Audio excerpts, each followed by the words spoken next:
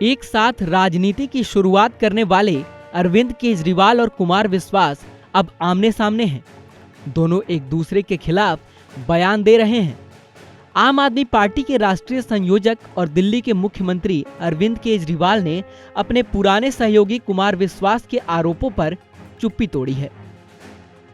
अरविंद केजरीवाल ने press conference कर कुमार विश्वास पर पलटवार किया।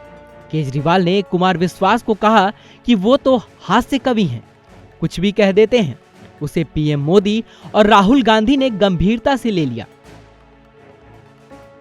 पिछले 10 साल में 7 साल में जब से मोदी सरकार आई है, इन्होंने मेरे घर पे, मेरे दफ्तर पे दिल्ली पुलिस की रेड कराई, उसमें कुछ नहीं मिला।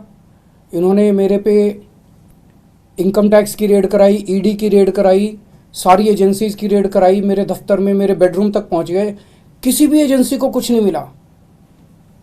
फिर एक दिन एक कवि ने खड़े होकर एक कविता सुनाई और उस कविता में उसने कहा कि 7 साल पहले केजरीवाल ने मेरे को कहा था कि देश के 2 टुकड़े करेंगे, एक टुकड़े का पीएम तू बन जाइए और एक टुकड़े का पीएम मैं बन जाऊंगा। और उसके बाद राहुल गांधी ने ये बात कही, प्रधानमंत्री जी ने राहुल गांधी की स्पीच देखी, तब प्रधानमंत्री जी को समझ में आया कि इतना बड़ा आतंकवादी इस देश के अंदर पनप रहा है। ये तो शुक्र हो उस कवि का जो उसने इतना बड़ा आतंकवादी पकड़ लिया, नहीं तो इनकी सारी एजेंसीज नहीं पकड़ पाई थी। मतलब ये चल क्या रहा है?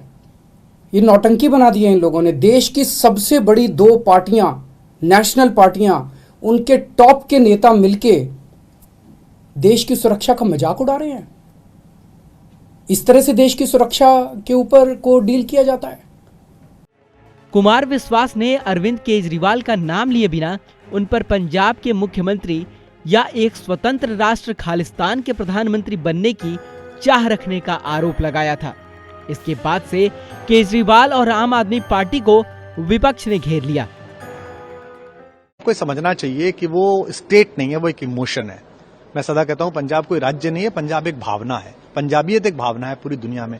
ऐसे में एक ऐसा आदमी जिसने एक समय में मुझे ये तक कहा था, जब मैंने उसको कहा कि ये जो फ्रिंज एलिमेंट है, जो अलगाववादी संगठन है, जो खालिस्तानी मूवमेंट से जुड़े हुए लोग हैं, इनका साथ मत ले पिछले चुनाव में।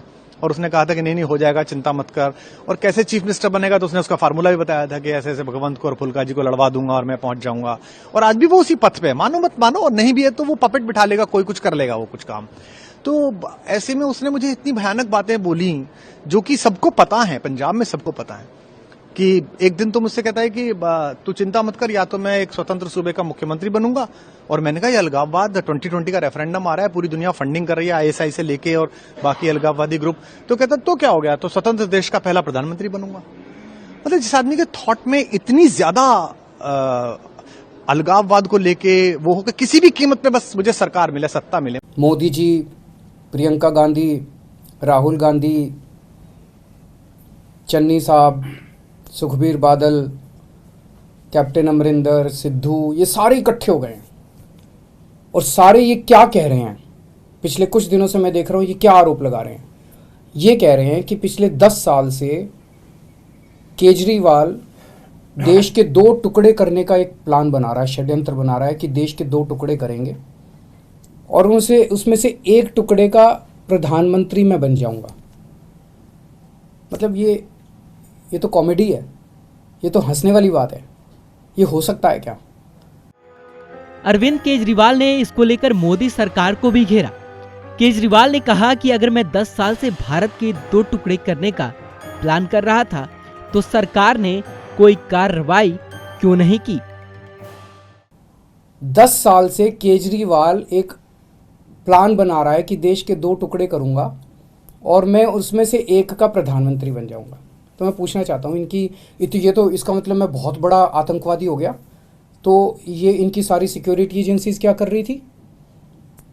पिछले 10 साल में 3 साल तो कांग्रेस की सरकार थी, कांग्रेस वालों ने क्या किया? सो रहे थे वो लोग।